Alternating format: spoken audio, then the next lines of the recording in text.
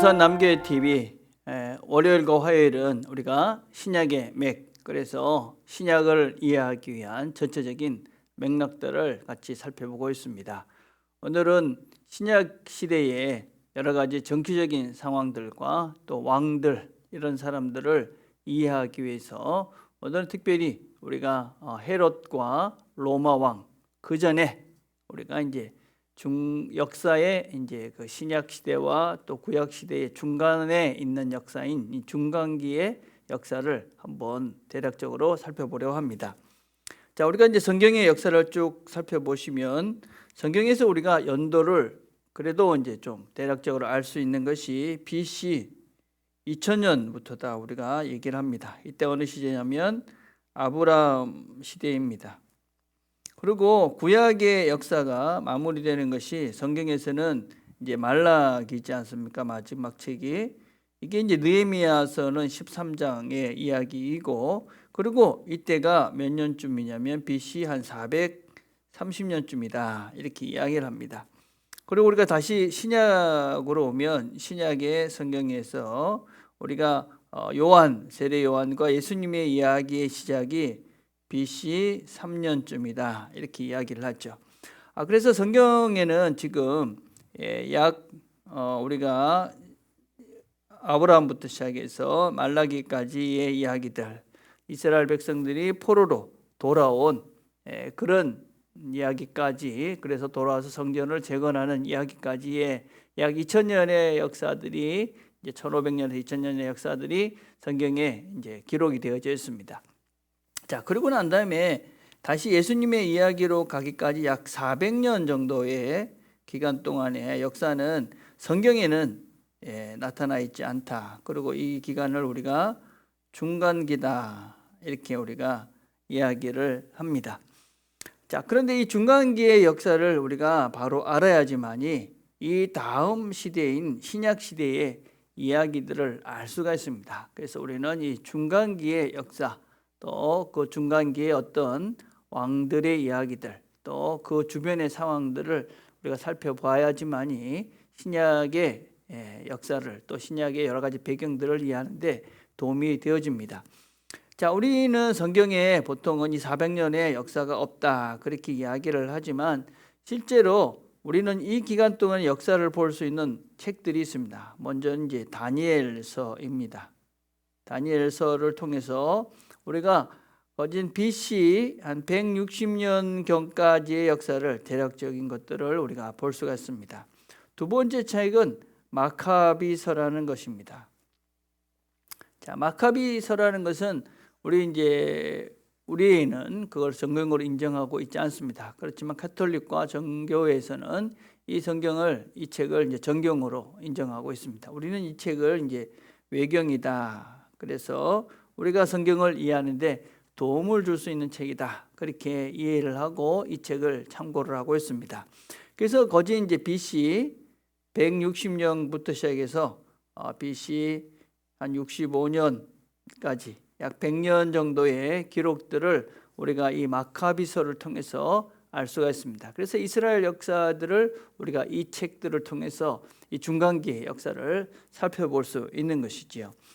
자, 이 중간기까지의 역사를 살펴보기 위해서는 먼저 우리가 그 주변에, 이스라엘이라는 나라의 주변에 여러 나라들의 형편들을, 또 이스라엘과 어떻게 그 나라들이 연관이 되어져 있는가 하는 것들을 살펴볼 필요가 있습니다. 우리가 이스라엘이라는 나라가 하나의 국가 체계가 되고 그러니까 이 나라가 하나의 이제 국가로서 또 왕이 세워진 시기가 언제입니까? 그것이 언제냐면 사울이죠. 사울이 왕이 되고, 그 다음에 또 누구 됩니까? 다윗이 되어지고, 그 다음에 가장 부궁했던 솔로몬. 이렇게 이 세 왕들만이 사실은 이스라엘의 통일 왕국 시대의 왕들입니다. 그래서 우리가 이 사울은 1050년 BC입니다. BC 1510년 정에 왕으로 세워졌다 그렇게 이야기하고, 다윗은 BC 1010년, 솔로몬은 BC 970년. 그래서 한 40년씩 이들이 왕으로 제의를 하게 되어집니다. 자, 그런데 이 솔로몬이 죽고 난 다음에 이 나라가 분열이 되어집니다. 그래서 북이스라엘, 그다음에 남유다로 갈라지게 되어지죠. 그래서 르호보암과 여로보암 이렇게 두 나라로 갈라지게 되어집니다. 그리고 그 두 나라가 계속 반복을 해오다가 BC 722년에 이 북이스라엘이 아수르에 의해서 멸망을 하게 되어집니다. 자, 이 아수르라는 나라는 그 당시에 나중에 여러분 지도를 보시면은 그쪽에 북쪽에 있는 아수르 지역을 통일을 하고, 그리고 이 예루살렘에 있는 이스라엘 백성들을 북이스라엘 점령하고, 그 다음에 남유다를 거쳐서 애국까지 확정을 하려고 계속적으로 유다를 침공을 합니다. 그러나 그런 침공들이 성공을 거두지 못하고 이 아수르 나라는 결국은 바벨론에 의해서 멸망을 하게 되어지죠. 그리고 바벨론은 1차, 2차, 3차에 거쳐서 유다를 침공하게 되고 BC 586년에 결국 남유다도 이 바벨론에 의해서 이렇게 멸망을 하게 되어집니다. 우리가 잘 아는 다니엘 같은 경우는 2차 침공 때 이 바벨론의 포로로 잡혀져 가게 되어지죠. 자, 이 포로로 잡혀가고 사실은 3차에 거쳐서 포로로 잡혀가게 되는데, 예루살렘 근처에 있는 유대들은 거진 황폐하고 소수의 사람들만 남고 대부분의 사람들은 다 포로로 잡혀가게 되어집니다. 참으로 많은 사람들이 포로로 잡혀가게 되지요. 자, 우리가 그 다음 역사를 알고 있지요. 그리고 70년이 지나고 난 다음에 이 바벨론이라는 나라는 누구한테 멸망을 하냐면, 바벨론은 페르시아에게 멸망을 하게 되어집니다. 자, 이 페르시아의 왕 중에 하나가 고레스입니다. 고레스가 칙령을 내려서 이스라엘 백성들이 다시 애굽으로 이스라엘로 예루살렘으로 돌아가게 되어집니다. 그래서 페르시아 시대 때 이스라엘 백성들이 약 3번에 걸쳐서 이스라엘로 돌아오게 되는데, 이제 성경의 기록에 하면 1차 포로 기한 때 약 한 5만 명 정도가 교환을 돌아오게 되어지고, 2차 때는 남자들만 한 2천 명 정도 돌아왔다 기록이 되어집니다. 3차 때는 언급된 거는 1명밖에 없습니다. 자, 그러니까 넉넉 잡고 아마 70년 동안 그곳에 있었지만 돌아온 사람들은 10만이 되지 않는 숫자가 돌아옵니다.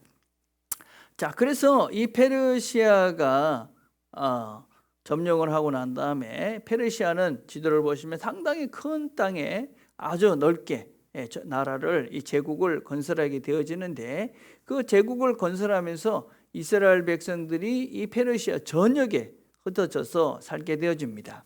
우리가 이 페르시아 때 흩어졌기 시작해서 살기 시작했던 이런 사람들을 가리켜서 우리가 디아스포라다, 흩어진 백성들이다, 그렇게 이야기를 하고, 이 디아스포라로 전 페르시아에 흩어졌던 사람들이 그 민족들이 따로 모이기 시작하는데, 그 모이기 시작했던 장소가 회당, 회당에서 이 사람들이 모이기 시작을 합니다. 그래서 이제 회당 문화라든지 또 디아스포라, 그리고 회당이 있으면 당연히 거기에 율법을 가리키는 랍비들이 존재하겠죠. 이런 문화들이 만들어지기 시작했던 것이 이제 페르시아다라고 할 수 있습니다. 그런데 이 페르시아는 또 어떻게 되느냐? 페르시아는 헬라에 의해서 멸망을 하게 되어지죠. 헬라의 대표적인 왕, 헬라의 위대한 왕이 누굽니까? 알렉산더 대왕입니다. 자, 알렉산더 대왕이 이 페르시아를 점령하고, 그리고 예루살렘에도 입성을 하게 되어집니다. 예루살렘에 알렉산더 대왕이 입성을 할 때는 이스라엘 백성들이 거진 메시아 같은 그런 대우로 대제사장이 직접 나와서 그를 영접하고, 그래서 이 예루살렘이, 이스라엘이라는 나라가 이제 완전히 헬라의 손아귀에 들어가게 되어집니다. 자, 그런데 이제 우리가 알다시피 이 알렉산더 대왕은 33살 때 죽게 되어지죠. 그게 이제 보통 우리가 BC 300 34년 이쯤이라고 이야기를 합니다. 예루살렘에 입성한 지 한 10년이 되지 않아서 이 알렉산더는 죽게 되어지고, 그리고 이 나라는 어떻게 되느냐, 4개의 나라로 갈라지게 되집니다.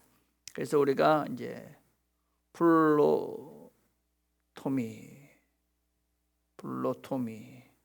툴로미 왕조다, 우리가 그렇게 이야기합니다. 이거 나중에 이제 계속 이 나라가 나오게 되는데, 두 번째가 이제 셀쿠루스라는 나라입니다.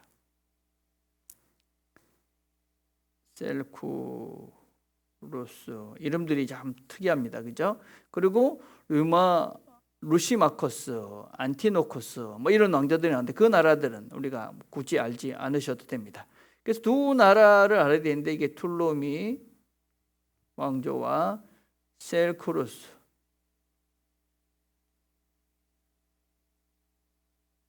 글자도 잘 안 되는데, 이 두 나라는 특별히 알아야 되고, 특별히 셀쿠루스라는, 셀쿠루스, 이 나라는 우리가 이제 계속 알아야 되죠. 자, 이 두 나라가 계속 이 셀쿠루스는 북쪽을 이렇게 시리아 이런 쪽을 담당했던 나라고, 그 다음에 이 툴로미 왕조는 애굽을 이렇게 중심으로 했던, 그곳을 점령했던 나라입니다. 둘이 치열하게 싸우다가 결국 누가 이기게 되냐면 이 셀쿠루스족이, 이 왕조가 이기게 되고, 툴로미는 정말 저 밑에 아주 조그만 나라로 겨우 명맥만 유지하게 되집니다. 그래서 이스라엘 나라는 이 셀쿠루스 나라에서 계속 지배를 받게 되어집니다. 자, 그런데 이 셀쿠루스가 왕조가 지배를 하면서 안티오쿠스 4세, 안티오쿠스 4세가 왕으로 등장을 하면서 어떤 정책을 쓰냐면 유대인 멸살 정책을 쓰기 시작합니다. 유대인들을 되게 싫어했습니다. 그래서 이 사람이 유대인의 씨를 말려버려야 되겠다. 그래서 유대인들이 가지고 있는 신앙을 완전히 없애버리려고 작정을 하고, 이스라엘 백성들이 신성시하는 예루살렘 성전에다가 신전을 세우기도 하고, 그리고 그들이 제일 더럽게 생각하는 우상, 돼지, 그 돼지 피를 일부러 성전에 발라서 성전을 더럽힙니다. 그리고 이스라엘 백성들이 목숨까지 지키는 그런 안식일을 지키지 못하게 하고, 이스라엘 사람들이 절대 먹지 않는 돼지고기를 억지로 먹게 합니다. 그리고 할례를 행하지 못하게 하고, 할례를 행한 사람들은 그 아이를 죽여서 부모가 목에 걸고 다니게 하는 그런 잔악무도한 그런 짓을 하게 되어집니다. 자, 이런 이야기들, 이런 이야기들이 어디에 기록이 되어 있느냐? 이런 이야기들이 기록이 되어 있는 것이 다니엘서다라고 할 수 있습니다. 우리가 이 다니엘서를 가만히 살펴보면 다니엘서는 묵시입니다. 예언서이죠. 그래서 이 되어질 일들을 예언하는 것이다, 우리가 이렇게 이해할 수 있습니다. 그런데 그것이 기록으로 남았을 때는 좀 더 분명하고 정확하게 그 사실들을 기록으로 남겨놓았습니다. 그래서 이 다니엘서의 기록이 언제냐? 이것은 BC 605년 다니엘이 포로로 잡혀가서부터 시작됐던, 그래서 다니엘의 이야기다, 다니엘이 기록을 했다, 그렇게 이야기도 하지만, 다니엘의 이야기고 다니엘이 기록을 할 수 있지만 다니엘의 이야기로 전승될 수도 있는 것이죠. 그래서 이것이 기록으로 남은 것은 BC 160년경 이 모든 일이 이루어지고 난 다음에 되어진 일이다, 이렇게 주장하는 학설도 있습니다. 자, 그래서 이 다니엘서를 가만히 살펴보면 제가 지금 역사적으로 이루어졌던 이 모든 내용들을 아주 자세하게 섬세하게 설명해 놓고 있는 것들을 우리가 볼 수가 있습니다. 자, 다니엘서 8장 3절에 보면 이렇게 기록되어 있습니다. 내가 눈을 들어본 즉 강가에 두 뿔 가진 수양이 섰는데 그 두 뿔이 다 길어도 한 뿔은 다른 뿔보다 길었고 그 긴 것은 나중에 난 것이었더라. 이 수양 그리고 염소, 이렇게 이 두 동물이 나오는데, 이 수양은 다니엘이 이것은 페르시아다, 양이다, 이렇게 이야기합니다. 그리고 염소는 헬라다, 이렇게 설명을 해주고 있습니다. 자, 그런데 이 두 양, 이 수양, 이 페르시아라는 나라는 메대와 바사라는 나라로 사실은 나눠졌던 나라입니다. 그런데 이 바사가 사실은 나중에 된 나라인데, 이 바사가 이 메대를 점령해서 페르시아라는 큰 나라를 이루게 되어집니다. 자, 그것이 8장 4절입니다. 내가 본즉 그 수양이 서와 북과 남을 향하여 받으나 그것을 당할 짐승이 하나도 없고 그 손에서 능히 구하리가 절대로 없었으므로 그것이 의미로 행하고 스스로 강대하더라. 자, 서쪽, 북쪽, 남쪽을 받았다. 이게 어디서 온 겁니까? 동쪽에서 온 거죠. 그래서 이게 페르시아라는 나라가 이 동쪽에서부터 와서 서쪽으로 그리스를 향해서 쳐가고 밑으로 남쪽을 향해서 애굽을 쳐들어가면 위쪽은 아시리아 지역을 다 점령해서 큰 제국을 이루게 되어지죠. 자, 그게 이제 페르시아입니다. 그런데 이 페르시아가 어떻게 되어지느냐?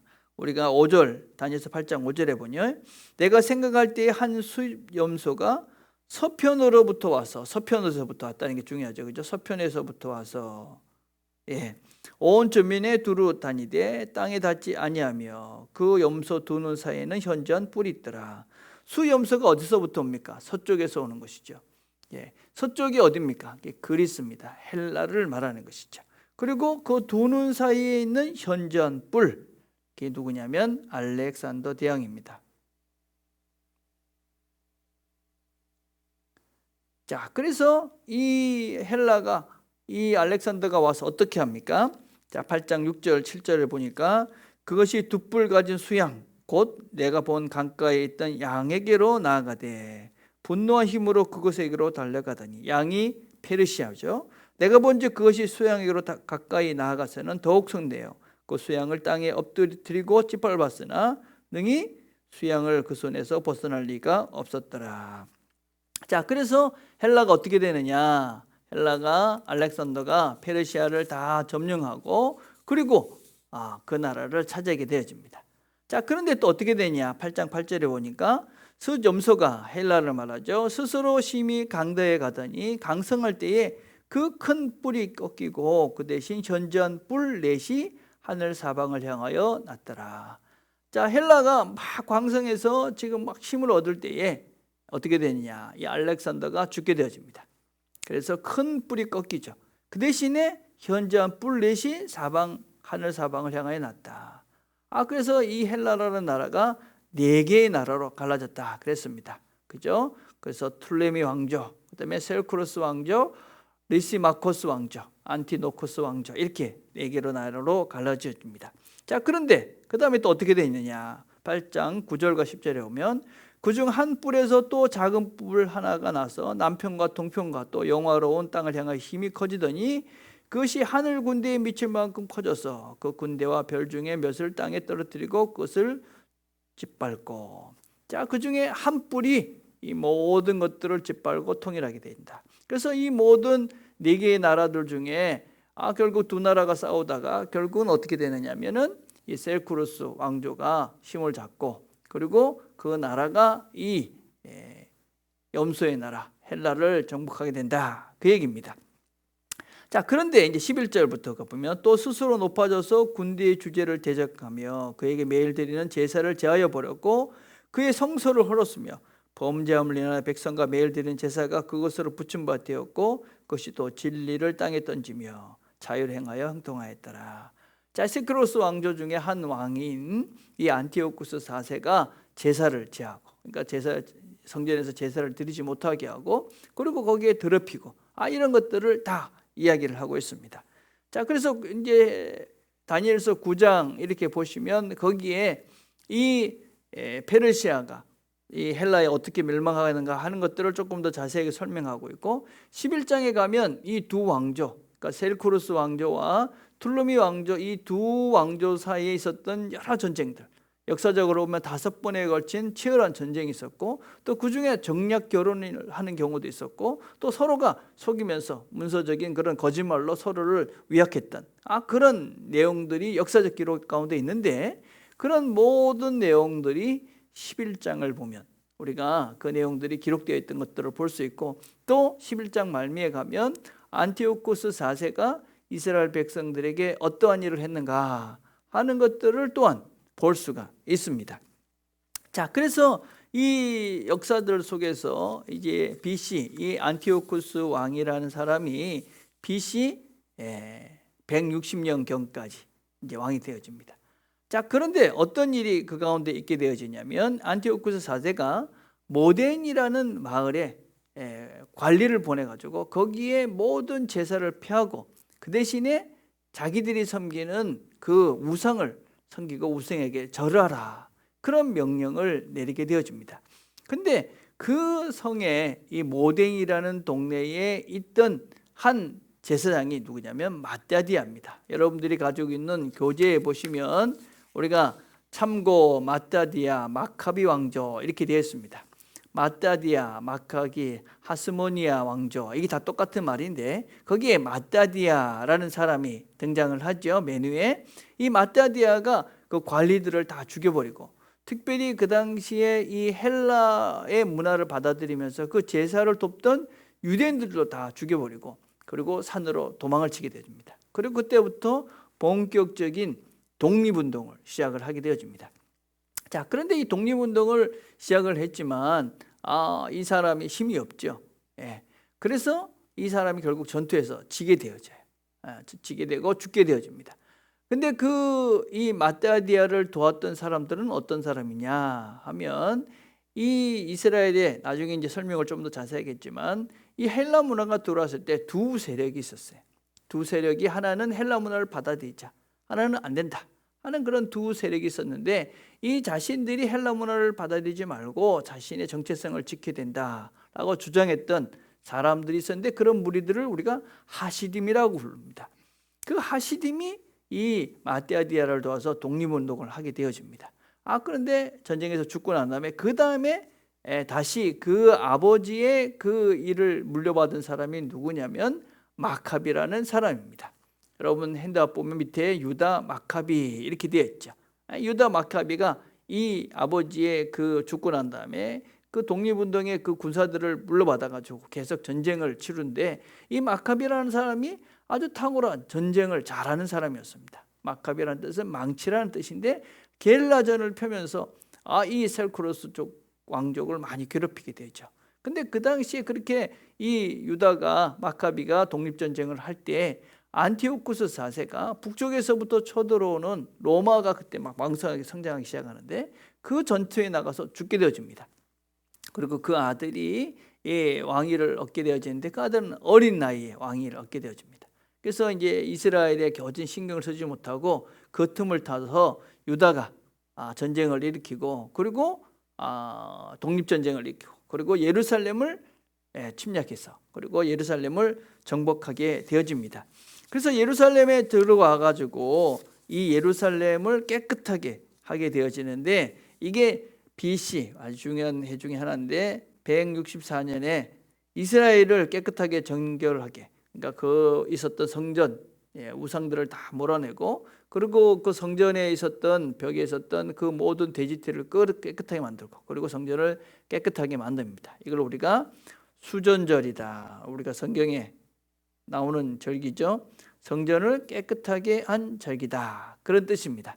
그래서 성전을 깨끗하게 하고 이 마카비 왕조, 하스모니 왕조가 드디어 이 한 나라로서 이제 새로운 왕조로 시작을 하게 되어집니다. 그걸 본격적으로 했던 게 이제 시몬이라는 유다의 동생이 되어지고, 그러고 난 다음에 이제 이 시몬이 죽고 난 다음에 요한 힐크누스라는 사람이 이제 다시 그 왕위를 얻게 되어집니다. 여러분 핸드아웃을 보시면 마카비 왕조의 이름들이 이렇게 쭉 나옵니다. 요한 힐크누스, 아리스토블루스, 알렉산드라, 힐카누스, 이런 이름들을 쭉 보시면 이런 이름들은 다 헬라 이름들입니다. 헬라 이름들. 그러니까 이 사람들이 이 어떤 면에서 헬라에 저항을 하면서 헬라로부터 독립을 취했는데 그들의 이름은 다 이미 헬라화되어 있는 것입니다. 그래서 이 유대가 얼마나 이스라엘이 이방에 물들었다 하는 것들을 우리가 볼 수가 있죠. 자, 그다음 이제 요한 힐코누스라는 사람이 왕이 되어지는데, 이 하스모니 왕조의 왕이 되어지면서 이 사람은 이제 막 전쟁을 일으킵니다. 그래서 영토 확장을 막 이루게 되어집니다. 그래서 북쪽에 아수르까지 쳐들어가서 거기에 아시리아도 정복을 하고, 남쪽으로는 이두메, 이게 에돔입니다. 에돔까지 쳐들어가는데, 특별히 이 요한 힐코누스라는 사람이 어떤 정책을 피냐면은, 여러분 유대인들은 혈통적인 유대인이 돼야 됩니다. 그런데 이 사마리아로 쳐들어가고 또 이 에돔까지 쳐들어가 가지고는 거기에 있는 사람들 중에 유대인으로 개종을 하겠다. 그럼 혈통이 아니더라도 그런 사람들을 전부 다 유대인으로 받아들였습니다. 자, 에돔, 그다음에 사마리아, 아수르 있는 이런 모든 사람들도 다 자기의 혈통으로 유대인으로 받아들였다 하는 것입니다. 자, 그리고 요한 힐쿠누스가 이제 죽고 난 다음에 이제 여러분들 보시면 우리가 신약의 멕시칸에 여러 가지 이름들은 했지만 뭐 다 할 필요는 없을 것 같고, 자, 밑으로 내려가 보면 힐카누스와 아리스토블루스라는 두 사람의 이야기가 나오집니다. 자, 이 두 사람은 어느 시대 때 이야기냐면 이 두 사람은 형제인데 서로가 아주 야망이 많았던 사람들입니다. 그런데 아리스토블루스가 더 욕심이 많았던 사람이죠.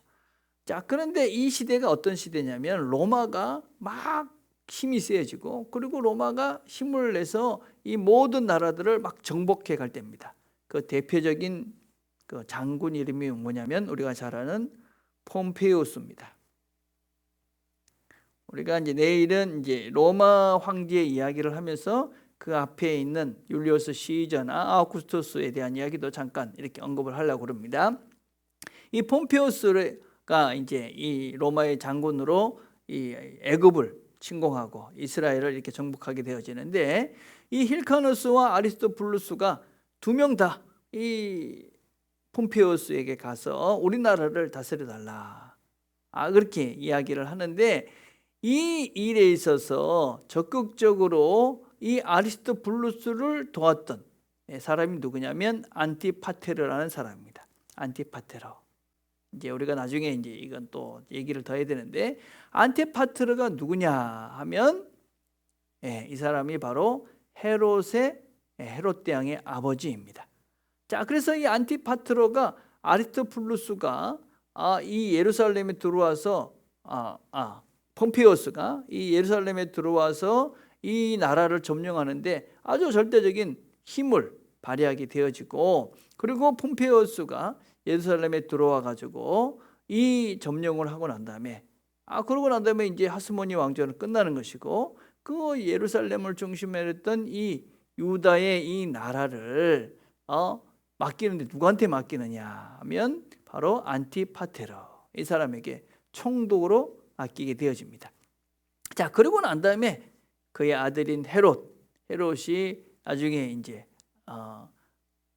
아우구스투스 또 시저 이런 사람들과 이제 협력을 하게 되어지고, 결국은 이 사람이 이 예루살렘 유다의 왕이 되어지는, 분봉 왕이 되어지는 그런 역사로 이어져 가게 되어집니다. 그래서 요한 힐코누스 때에 사실은 이 에돔 사람들을 자기의 이제 유대의 나라에 그렇게 편속을 해서 자기 민족으로 삼았는데, 결국 그 일들이 결국은 자기 유다라는 나라의 그런 왕족의 혈족이 이제는 에돔 사람에게로 넘어가는. 그래서 우리가 성경을 보면 이 헤롯 대왕은 항상 이 헤롯이라는 왕들의 나중에 보면 7명 정도가 등장하잖아요. 왕들은 늘 불안해합니다. 왜냐하면 자기들은 정통의 그런 왕들이 아니었기 때문에 늘 불안해하고, 그래서 우리가 알다시피 마태복음 2장에 유대 왕이 났다라는 소문을 듣고 이 헤롯이 아주 두려워하고 있는 그런 장면들을 우리가 볼 수 있는 것이죠. 그런 이유가 무엇이냐면 바로 이 헤롯이라는 사람이 왕이 되는 과정이 어떤 정통도 아니고, 그리고 자기들이 백성들의 지지를 받아서 된 것도 아니고, 어떤 면에서는 이스라엘 백성들이 가장 지금 싫어하는 로마, 그 사람들의 힘을 얻어서 그가 왕이 되어졌기 때문에 이스라엘 백성으로부터 지지를 받지 못했기 때문에 늘 불안해하고 늘 두려움에 살았던 사람들이 바로 헤롯 왕가다라고 할 수 있습니다. 자, 우리 오늘은 이 정도로 하려고 합니다. 자, 그런데 우리가 이런 이야기들을 쭉 살펴보면서 우리가 생각을 해봐야 될 것은 무엇이냐? 이런 역사들을 보면서 우리가 이제 좀 명심해야 될 것은, 성경은 이런 상황이 없이 주어진 책이 아니다라는 것을 늘 명심하셔야 됩니다. 우리는 성경이 그냥 역사와 상관없는 공중에서 그냥 떠져 어떤 전설이나 아니면 무슨 신화와 같은 그런 우리가 역사와 연관이 없는 책이라고 이해하는 분들이 종종 있습니다. 여러분 그렇게 생각하시면 안 됩니다. 성경은 모든 역사적 현실 속에서 그 상황 속에서 주어진 책이 성경입니다. 그래서 우리는 그 성경을 바로 이해하기 위해서는 이런 역사적인 배경들 이런 것들을 우리가 잘 배워가야지만이 바르게 성경에 대한 관점들을 잡아갈 수 있다 하는 것입니다. 자, 두 번째 여전히 우리가 기억해야 될 것은 이런 여러 가지 흐름들을 보면서도 그 속에서 하나님께서 왜 이런 일을 하셨는가 하는 것들을 우리가 찾아볼 수 있는 것이죠.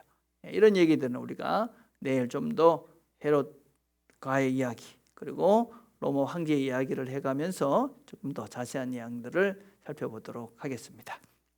자, 오늘 이 정도로 하고 내일 다시 우리가 헤롯 그다음에 로마 황제들에 대한 이야기들을 이어가겠습니다. 기도하고 마치겠습니다. 하나님 아버지, 오늘 저희들이 중간기에 대해서 살펴보았습니다. 여러 가지 이스라엘 백성들의 힘들고 어려운 현실들을 살펴보았습니다. 그러나 그 가운데서도 하나님 말씀은 주어졌고 그 말씀을 지켜 살기 위해서 애쓴 사람들이 있었습니다. 하나님, 우리에게도 주어진 이 말씀을 우리가 붙잡고 우리도 승리해 갈 수 있는 우리 모두가 되도록 은혜를 베풀어 주옵소서. 예수님의 이름으로 기도드립니다. 아멘.